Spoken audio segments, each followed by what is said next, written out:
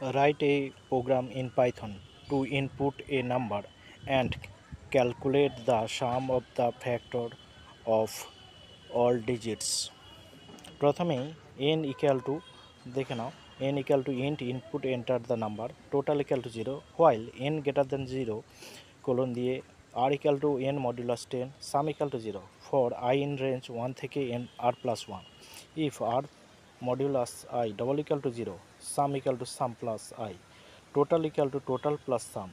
এরপরে n equal to n 4 division 10 দেখে নাও তাহলে ফর আই ইন রেঞ্জ 1 থেকে n পর্যন্ত if r modulus 10 double equal to 0 sum equal to sum plus total equal to total plus sum n equal to n floor division 10 print করবে the sum of the factor of all digits comma দিয়ে total. দেখে নাও এবারে run করব, এবারে run করছি, দেখো run করলাম। এবারে এন্টার দ্য নাম্বার 1 2 3 4 এবার তার the sum of the factor of all digits হবে 15। ঠিক আছে, দেখে নাও উপরে প্রোগ্রাম, এই প্রোগ্রামটা